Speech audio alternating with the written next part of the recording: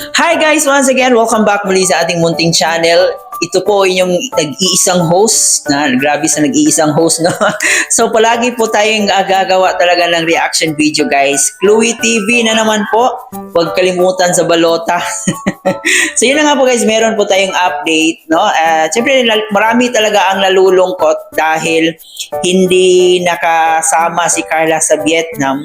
Pero ayon po sa ating napag-alaman, parang ginawa po nila ang lahat na si Carla punta sa Vietnam, no? So we hope and pray na sana matuloy si Carla sa Vietnam kasi marami talaga ang nag-aabang at marami ang naghihintay. Pero kung ano man po yung mangyari ay siyempre irespeto po natin. Siguro may napaka-importanting dahilan po talaga kung bakit hindi natuloy si Carla. Although planado na po nila lahat, pero may mga insidente talaga na unpredictable. So dito nga po, guys, usapang bashers na naman po tayo dito nga po sa live ni Kalinga Jomar, kung saan nga po ay sinagot na naman niya yung mga bashers na palaging nagtatanong. At dito rin po parang yung tipong sinisisi nila si Kalinga Jomar kung bakit daw hindi nakasama si Carla. Yung iba, sobrang ang sakit po ng mga sinasabi. Parang naiirita na talaga si Papa Jom sa mga tanong ng mga hindi naman totoong solid Jomcar fans, hindi totoong solid na sumusuporta dito sa Jomcar. Kung maka-demand ay parang pag may-ari nila yung Jomcar, no? So, syempre, magagalit ka talaga. So, mamaya ng konti ay atin pong panoorin at pakinggan po yung sagot ni Papa Joms dito kung ano yung ginawa niya dito sa bashers na tanong ng tanong. Pero bago tayo magpatuloy doon, huwag kalimutan mag-subscribe sa ating channel. Paki-like and share na rin tong ating video para mas recommend pa tayo ni YouTube. At higit sa lahat, atin pong suportahan ang ating ama ng Kalingap na si Kuya Bal Santos Matubang, Ate Edna Vlogin, Kalingap Rob. Suportahan po natin ating Keyboys, Kalingap Partners, mga charity vloggers sa Pilipinas na tumutulong sa ating mga kababayang mahihirap. Huwag nating kalimutan. At syempre, guys, yung mga kasamahan nating Kalingap Reactors. Alright, supportahan po natin sila. So let's go, guys, atin mo lang panoorin to. Itong live po ni Papa Joms at saka tayo magbigay ng ating opinion, reaction pagkatapos nito. Ano ba? Pwede ba hindi magpaliwanag? Anyway. Ikaw? Ay, may vlog naman siya, diba? May vlog naman eh. Oo, may vlog siya. Abangan nyo na lang, guys.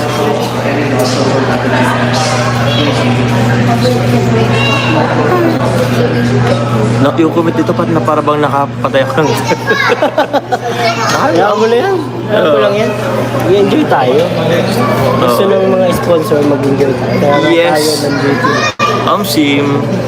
Yung mga nagko-comment, baka yun walang Kasi yung ang ambag.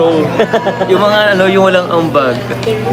Pero ano nyo ba, yung mga na-sponsor po nakaintindi mo sila? Oo, tsaka tuwang-tuwa sila. Tuwa sila. Salamat po sa inyo. Salamat po sa lahat ng sponsor, sa mga nagsabing ingat po.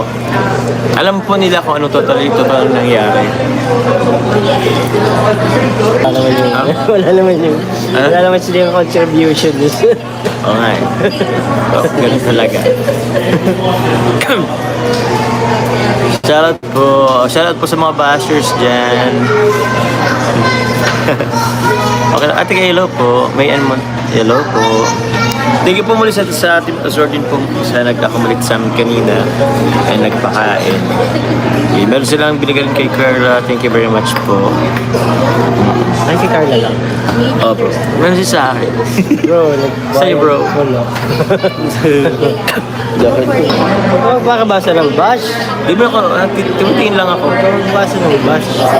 Kaya mo lang. Ngayon ko, ayoko lang magsasagot. Oo, wala mo. Calling up the beach. Shout out po. Team C3, shout out. Thank you. Kasi may vlog naman si Kalinga Prab. May vlog naman. Oh yes. Yeah, everything will be okay. Yung mga hindi po nakakahintay sa vlog ni Kalinga Prab, chat niyo po ako. Ikwento ko po sa inyo. Kento na si David. Ikwento ko po sa inyo, guys. Kwentuhan po tayo. Tapos ikwento ko din sa inyo paano ako naiwan. I think bro, pagdating natin sa Vietnam, ibagkwento ka bro. Oo, walang problema. Kwento namin yun guys, tapos para kung ano po yung gusto nyo malaman, huwag nyo na pong guluhin si Joms. Hayaan nyo po si Joms. At si Joms po ay ano yan iniisip niya pa kung paano kami ililibre, gano'n. Ay, hindi ba? Isang ano lang, Uy, salamat isang Joms. dinner lang. Hindi, wait lang may pinaghahandaan kasi si Joms. Kaya, ano yung guluhin si Jay? Diba? Ah, ganun ba yun? Tapos, ba't sa Facebook? Wala, chinecheck mo lang kung saan yung may internet. Ah. Ano na, bro, Okay. load na yun.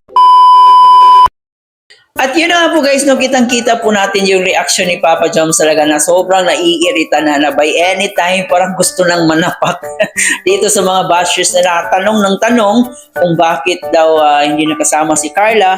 Yung iba dito sinabi pa nga niya na para daw yung tanong, para daw nakapatay na siya. So ganun ka demanding, ganun ka pakialamera talaga yung mga bashers, no?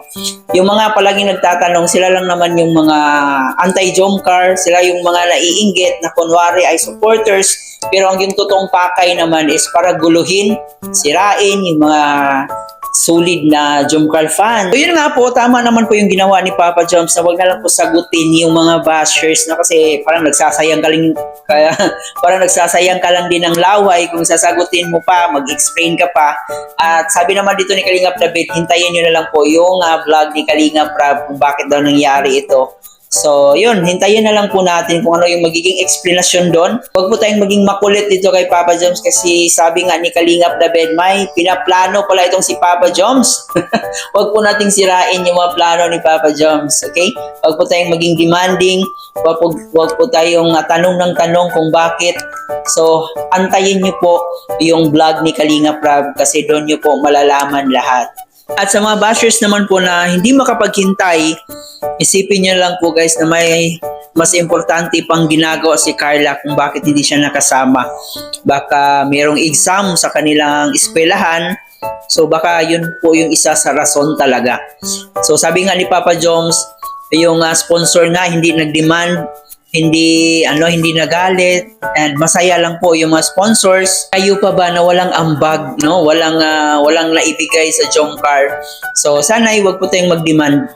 Wag po tayong maging demanding na tanungin na lang palagi si Papa Joms kung bakit hindi nakasama si Carla, bakit wala si Carla.